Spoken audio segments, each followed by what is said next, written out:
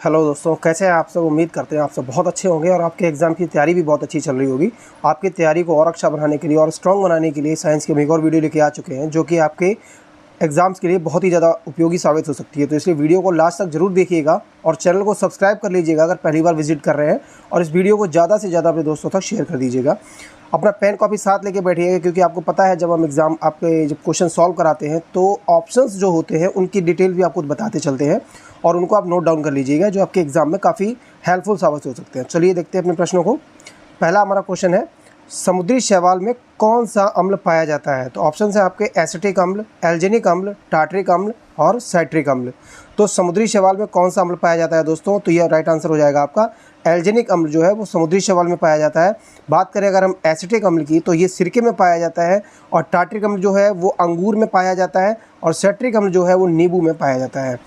अगला प्रश्न है हमारा, पानी की कठोरता निम्न में से किसके मिलाने से दूर की जा सकती है। तो ऑप्शन है आपके potassium hydroxide, calcium carbonate, sodium carbonate या सोडियम हाइड्रोक्साइड। तो जो पानी की कठोरता होती है दोस्तों वो सोडियम कार्बोनेट के मिलाने से दूर की जा सकती है। अगर आपको डिटेल से बता दें थोड़ा, पानी की कठोरता यानी स्थायी कठोरता होती क्या है कि जैसे जब पानी जो होता है उसमें मैग्नीशियम और कैल्शियम की घुलनशील लवण जो होते हैं मिल जाते हैं, और वो क्लोराइड और सल्फ़र के रूप में मौजूद होते हैं, तो इसे ही हम पानी को स्थायी कठोरता कहते हैं। इस कठोरता को क्या होता है दोस्तों, उबालने से दूर नहीं किया जा सकता है, ठीक है ना। तो इसकी कठोरता को दूर करने के लिए सोडियम कार्बोनेट का हम उपयोग करते हैं। सोडियम कार्बोनेट को आपको पता है हम वाशिंग सोडा के नाम से जानते हैं, सोडा ऐश भी इसको कहते हैं, या सोडा क्रिस्टल के नाम से भी इसको जाना जाता है। आप नोट डाउन जरूर करते चलिएगा, और पहली बार चैनल को विजिट कर रहे हैं तो चैनल को सब्सक्राइब जरूर कर लें। अगला प्रश्न हमारा, कृत्रिम उपग्रह में विद्युत ऊर्जा का स्रोत क्या होता है। तो जो कृत्रिम उपग्रह होते हैं उसमें विद्युत ऊर्जा का स्रोत क्या होता है। ऑप्शन है आपके डायनामो, थर्मोपाइल, सौर सेल्स या मिनी न्यूक्लियर रिएक्टर। तो कृत्रिम उपग्रह में जो ऊर्जा का जो स्रोत होता है उसका राइट आंसर हो जाएगा हमारा सौर सेल्स, ठीक है ना। अगर हम बात करें दोस्तों डायनामो की, तो डायनामो जो है उसकी खोज की थी फैराडे ने। कि कब की थी, तो 1831 में जो है फैराडे ने डायनामो की खोज की थी। डायनामो होता क्या है दोस्तों, ये एक विद्युत जनरेटर होता है जो यांत्रिक ऊर्जा को यानी मशीनरी जो एनर्जी होती है उसको प्रत्यक्ष विद्युत धारा में कन्वर्ट करता है। प्रत्यक्ष जो विद्युत धारा होती है उसको वो डीसी के नाम से भी जानते हैं ना। अगला हमारा इसका एक पॉइंट हम आपको बताते चलें, फैराडे जो है उन्होंने विद्युत चुंबकीय प्रेरण के सिद्धांत की खोज की थी, तो आप इसको नोट डाउन जरूर करिएगा। थर्मोपाइल की थोड़ी बात कर लेते हैं, तो थर्मोपाइल एक जीव होता है दोस्तों, ना कि कोई एक जनरेटर टाइप का। ये एक जीव ऐसा जीव होता है जो बहुत ही हाई टेम्परेचर में भी जीवित रह सकता है और वहाँ पे पनप भी सकता है, यानी कि अपने जो है फैमिली बढ़ा सकता है, यानी बच्चे भी इसके हो जाते हैं। और ये जीव जो होता है 41 डिग्री सेंटीग्रेड से 122 डिग्री सेंटीग्रेड तक के तापमान को सहन कर सकता है। अगला प्रश्न है हमारा, निम्न में से किसका घनत्व न्यूनतम होता है, यानी सबसे उसकी डेंसिटी सबसे ज़्यादा कम किसकी होती है। ऑप्शन है आपके सोना, पारा, बर्फ़ या फिर लकड़ी। तो जो न्यूनतम जो घनत्व होता है वो आंसर हो जाएगा आपका लकड़ी का। दोस्तों जो घनत्व की अगर हम बात करें, जिसके मॉलिक्यूल्स थोड़ा दूर दूर होते हैं, जैसे लकड़ी के मॉलिक्यूल्स अगर इतने दूर होते हैं तो इसका घनत्व न्यूनतम है। और बर्फ़ जो होता है, बर्फ़ के जो घनत्व होता है वो उसके जो मॉलिक्यूल्स होते हैं बहुत पास पास होते हैं, इसलिए इसका घनत्व जो है लकड़ी की अपेक्षा ज़्यादा होता है। अगर हम बात करें दोस्तों सबसे अधिक घनत्व वाली वस्तु तो क्या है, तो वो वस्तु हो जाती है ऑस्मियम। कौन सी दोस्तों है, ऑस्मियम जो है उसका जो है डेंसिटी सबसे ज़्यादा होता है, और सबसे कम जो डेंसिटी होती है वो होती है लिथियम की। दोस्तों आप इसको नोट डाउन जरूर कर लीजिएगा, लिथियम की डेंसिटी सबसे ज़्यादा कम होती है। तो प्रश्न के हिसाब से हमारा राइट आंसर क्या हो जाएगा, सबसे कम घनत्व जो है वो लकड़ी का होता है। अगला प्रश्न हमारा, एक सामान्य व्यक्ति के लिए स्पष्ट दृष्टि की न्यूनतम दूरी कितनी होती है। 10 सेंटीमीटर, 25 सेंटीमीटर, 50 सेंटीमीटर या फिर 5 मीटर। स्पष्ट दृष्टि की न्यूनतम दूरी यानी कि किसी भी व्यक्ति को जो बुक्स वगैरह होती है कम से कम कितनी दूरी पर पढ़नी चाहिए जिससे कि आँखों को कोई नुकसान ना हो, तो राइट आंसर इसका हो जाएगा 25 सेंटीमीटर। इसकी स्पष्ट दृष्टि की न्यूनतम दूरी होती है दोस्तों 25 सेंटीमीटर। अगला प्रश्न हमारा, बैटरी का धन ध्रुव निम्न में से क्या कहलाता है। ऑप्शन है आपके कैथोड, एनोड, इलेक्ट्रोड या इनमें से कोई नहीं। देखिए दोस्तों आप जानते हैं बैटरी जो होती है उसमें दो ध्रुव होते हैं, ठीक है ना, एक तो धन और एक ऋण ध्रुव। तो उसमें अगर पूछा जाता है धन ध्रुव को क्या कहते हैं, तो आपका राइट आंसर हो जाएगा धन ध्रुव को हम कैथोड कहते हैं, और जो ऋण ध्रुव होता है दोस्तों, ऋण ध्रुव को हम एनोड कहते हैं, ठीक है ना। और ये दोनों ही जो कैथोड और एनोड जो होते हैं वो इलेक्ट्रोड टाइप की जो बैटरी होती है उसके ही दोनों हिस्से होते हैं, ठीक है ना। तो एक चीज़ बताते चले, ये जो बैटरी होती है इलेक्ट्रोड बैटरी जो दोस्तों होती है वो रासायनिक ऊर्जा को विद्युत ऊर्जा में बदलने का काम करती है, ठीक है। चलिए अगला प्रश्न देखते हैं, निम्न में से सबसे बड़ा कण कौन सा है? सबसे बड़ा या फिर सबसे भारी कण कह सकते हैं इसको, कौन सा है? इलेक्ट्रॉन, प्रोटॉन, न्यूट्रॉन या फिर पॉजिट्रॉन। तो सबसे भारी कण दोस्तों कौन सा हो जाएगा? राइट आंसर आपका है इलेक्ट्रॉन। इलेक्ट्रॉन जो है सबसे भारी कण होता है। अगर हम बात करें इसके द्रव्यमान की, तो इसका द्रव्यमान दोस्तों होता है 1.675 × 10⁻²4, ठीक है ना, ग्राम में होता है ये भी याद रखिएगा। तो इसका राइट आंसर हो जाएगा।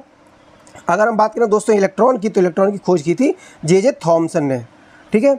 आपको अब प्रोटॉन की खोज किसने की, आपको कमेंट बॉक्स में बताना है।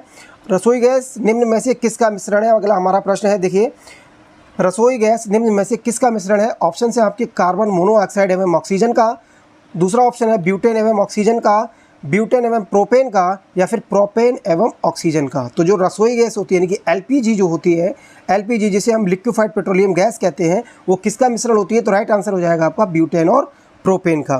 प्रोपेन का अगर हम बात करें दोस्तों, तो प्रोपेन का जो रासायनिक सूत्र होता है उसको हम कहते हैं C3H8, ठीक है ना, सॉरी C3H8 जो है प्रोपेन का होता है रासायनिक सूत्र, और ब्यूटेन का जो होता है वो C4H10 इसका रासायनिक सूत्र होता है, ठीक है। चलिए अगला प्रश्न देखते हैं। लाल रुधिर कणिका का निर्माण कहाँ होता है? यानी कि जो हमारे आरबीसी होती है, रेड ब्लड सेल्स होते हैं, इनका निर्माण कहाँ होता है? तो ऑप्शन है आपके यकृत, अस्थि मज्जा, वृक्क या फिर हृदय। तो जो आरबीसी होती है इसका निर्माण कहाँ होता है? तो राइट आंसर आपको हो जाएगा अस्थि मज्जा, यानी कि बोन मैरो में। अस्थि मज्जा के बारे में दोस्तों बता दें, ये हड्डियों के अंदर पाया जाता है, ठीक है ना, हड्डियों के अंदर पाया जाता है अस्थि मज्जा। और प्लीहा जो होता है, प्लीहा को आरबीसी का कब्रिस्तान कहते हैं, क्योंकि आरबीसी जो है ये पुरानी जो आरबीसी होती है उनको हटा देता है, ठीक है ना। जो प्लीहा होता है वो पुरानी आरबीसी को हटा देता है, ठीक है ना। आपको एक पॉइंट हम और बताते चले दोस्तों, जैसे गर्भ में जब किसी माँ के गर्भ में कोई बच्चा पलता है, यानी जो भ्रूण होता है, उसमें आरबीसी का जो स्टार्टिंग में जो बनता है आरबीसी, वो यकृत में बनता है, ठीक है ना। जो आरबीसी स्टार्टिंग में बनता है भ्रूण में, वो यकृत में बनता है, लेकिन बाद में धीरे धीरे चेंजेस आते जाते हैं, फिर वो आरबीसी का निर्माण जो है अस्थि मज्जा में होने लग जाता है। तो राइट आंसर हमारा हो जाएगा अस्थि मज्जा, ठीक है। चलिए अगला प्रश्न देखते हैं। टेस्ट ट्यूब बेबी का अर्थ क्या होता है? आपने देखा होगा जिसके बच्चे नहीं होते हैं वो टेस्ट ट्यूब बेबी का प्लान जो है अपनाते हैं बच्चे करने के लिए। तो ऑप्शन है आपके ट्यूब में निषेचन होना, ट्यूब में अंडाणु और शुक्राणु को मिलाना, जाइगोट का बनाना, या फिर इनमें से कोई नहीं। तो राइट आंसर दोस्तों आपका क्या हो जाएगा? जो टेस्ट ट्यूब बेबी का अर्थ होता है ट्यूब में निषेचन होना। इसका एक प्रोसेस होता है दोस्तों। प्रोसेस में क्या होता है? टेस्ट ट्यूब बेबी एक ऐसी प्रक्रिया होती है जिसमें इन विट्रो फर्टिलाइजेशन होता है, यानी कि आईवीएफ होता है। आईवीएफ इसका मतलब क्या होता है दोस्तों? इसमें क्या होता है, महिला के अंडाणु और पुरुष के जो होते हैं शुक्राणु को शरीर के उनके निकाल लिए जाते हैं, और उनका जो है बाहर एक लैब में यानी कि प्रयोगशाला में उनको निषेचित किया जाता है।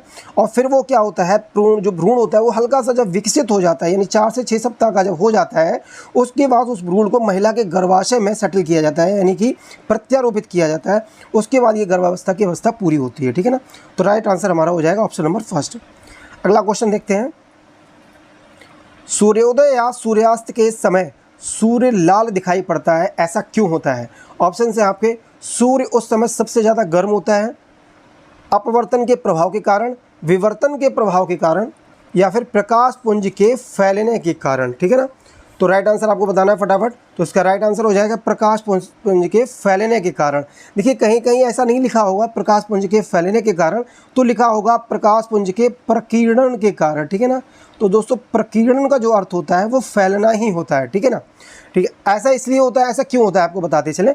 ऐसा इसलिए होता है क्योंकि इस समय जो सूरज जो होता है, यानी कि सूर्यास्त और सूर्योदय के समय जो सूरज होता है वो वायुमंडल से बहुत अधिक दूरी तय करता है। उसकी जो किरणें होती है ना वायुमंडल में बहुत अधिक दूरी तय करती हैं, जिसके कारण क्या होता है ब्लू कलर यानी नीला और बैगनी कलर का जो है फैलाव हो जाता है, यानी प्रकीर्णन सबसे ज़्यादा हो जाता है, और लाल रंग का प्रकीर्णन सबसे कम होता है। तो जो नीला और बैगनी का प्रकीर्णन सबसे ज़्यादा हुआ तो वो हमें दिखेगा ही नहीं, यानी कि जो चीज़ वायुमंडल में सबसे ज़्यादा फैल जाएगी वो हमें नज़र ही नहीं आएगी। तो जो रंग नहीं फैलता यानी बहुत कम प्रकीर्णन होता है, बहुत कम फैलता है, वो हमारी आंखों तक सीधा पहुंचता है, फिर हमें वही कलर दिखाई पड़ता है, ठीक है ना। तो लाल रंग फैलेगा नहीं, तो लाल रंग ही हमारी आंखों तक दिखाई पड़ता है, तो हम समझते हैं सूर्योदय का रंग जो है लाल दिखाई पड़ता है, ठीक है। चलिए अगला प्रश्न देखते हैं। किसी पदार्थ का वह केंद्र जहां उसका संपूर्ण भार प्रभावी होता है वो क्या कहलाता है? ऑप्शन है आपके दोलन केंद्र, निलंबन केंद्र, द्रव्यमान केंद्र या गुरुत्व केंद्र। दोस्तों आपने इससे पहले की अगर हमारी साइंस की वीडियो नहीं देखी है और भी कई सारी वीडियो नहीं देखी है तो आप सीरीज़ की चैनल में जाके आप इसकी वीडियो सारी देख लीजिए। बहुत ही इंपॉर्टेंट क्वेश्चन है जो सारे एग्जाम में पूछे गए, रिपीटेड क्वेश्चन है, बार बार पूछे जाते हैं, आपके लिए बहुत इंपॉर्टेंट हो सकते हैं, आप एक बार देख लेना उसको। तो इसका राइट आंसर हो जाएगा दोस्तों गुरुत्व केंद्र। यानी कि जब कोई वस्तु का गुरुत्व केंद्र में जो पॉइंट होता है, जैसे मान के चलिए जो घन है उसका जो गुरुत्व केंद्र होता है बिल्कुल बीचों बीच होता है, यानी वो वस्तु बिल्कुल बीचों बीच पे अगर किसी चीज़ पे रख दे तो टिकी रहेगी, तो वही उसका गुरुत्व केंद्र हो जाता है। यानी कि ये ऐसा जो निकल के आएगा, कुछ कुछ बीच में होता है, फिगर सही से नहीं बन पाया है, ठीक है ना। चलिए अगला प्रश्न देखते हैं। निम्न में से लोहा का कौन सा अयस्क नहीं है? तो लोहा का अयस्क कौन सा नहीं है? तो ऑप्शन है आपके लिमोनाइट, हेमेटाइट, सेरुसाइट या मैग्नेटाइट। तो लोहे के अयस्क पहले तो हम जान लेते हैं कौन कौन से होते हैं। तो दोस्तों हेमेटाइट, मैग्नेटाइट, लिमोनाइट या आयरन पाइराइट जो होते हैं वो लोहे के अयस्क होते हैं। अब आपको ऑप्शन पता लग गया होगा, यानी सेरुसाइट जो है वो लोहे का अयस्क नहीं है। अगर लोहे का अयस्क नहीं है दोस्तों तो ये किसका अयस्क है? तो ये लेड का अयस्क है ना। सेरुसाइट जो होता है लेड यानी सीसा का अयस्क होता है, और भी इसके कई सारे अयस्क होते हैं जैसे गैलेना, एग्लेसाइट या लेनरकाइट जो होता है वो लेड के होते हैं। तो ऑप्शन हमारा जो है ऑप्शन नंबर सी सही हो जाएगा, लोहे का अयस्क नहीं होता है, ठीक है। अगला प्रश्न है हमारा, वह ताप जिसके ऊपर किसी गैस को द्रवित नहीं किया जा सकता उसे क्या कहते हैं? ऑप्शन है आपके परम ताप, क्रांतिक ताप, उच्च ताप या मानक ताप। तो जिस पे गैस को द्रवित नहीं किया जा सकता है वो होता है हमारा क्रांतिक ताप होता है, ठीक है ना। चलिए क्रांतिक ताप के बारे में तो आपको मैंने बता दिया है, थोड़ा परम ताप के बारे में भी जान लेते हैं। तो सेल्सियस जो पैमाना होता है, सेल्सियस ताप में अगर हम 273 डिग्री को ऐड कर दें, जैसे मान के चलिए 40 डिग्री सेंटीग्रेड दे रखा है, उसमें 273 डिग्री को अगर हम ऐड कर देंगे तो वह परम ताप में बदल जाएगा, ठीक है ना। तो परम ताप को हम K से डिनोट करते हैं, ठीक है। अगर हम बात करें दोस्तों मानक ताप की, तो मानक ताप जो होता है 0 डिग्री सेंटीग्रेड या फिर 273 केल्विन को जो है मानक ताप के रूप में जाना जाता है। चलिए अगला प्रश्न देखते हैं। वे पदार्थ जो खट्टे होते हैं और नीले लिटमस पेपर को लाल कर देते हैं। लिटमस पेपर तो आपने देखा होगा अगर लैब में गए होंगे, ग्रेजुएशन में जो केमिस्ट्री की लैब होती है उसमें आपको दिखाया जाता है, टेस्ट कराए जाते हैं, वहीं पर लिटमस पेपर होता है। तो ऐसे पदार्थ जो खट्टे होते हैं और नीले लिटमस को लाल कर देते हैं वो क्या कहलाते हैं? ऑप्शन है आपके क्षार, अम्ल, लवण या फिर ये सभी। तो ऐसे जो पदार्थ होते हैं वो अम्ल कहलाते हैं, ठीक है ना। अगर हम बात करें क्षार की दोस्तों, तो क्षार जो होते हैं वो कड़वे होते हैं और ये जस्ट इसका उल्टा करते हैं, यानी कि लाल लिटमस पेपर को नीला करते हैं, ठीक है। अम्ल जो होते हैं वो नीले को लाल कर देते हैं और क्षार जो है लाल लिटमस को नीला कर देते हैं, और ये दोनों ही जो है विद्युत के चालक होते हैं, ठीक है ना, सुचालक कह सकते हैं। तो ये दोनों ही विद्युत के सुचालक होते हैं। तो दोस्तों ऑप्शन आपको प्रश्न हमारे कैसे लगे हमें जरूर बताइएगा, और प्लीज़ चैनल को सब्सक्राइब कर लीजिएगा। सिर्फ इतना ही सपोर्ट आपसे बार बार मांगते हैं, लेकिन आप चैनल को सब्सक्राइब नहीं करते, तो प्लीज़ कर लीजिएगा और ज़्यादा से ज़्यादा वीडियो को शेयर कर दीजिएगा। धन्यवाद।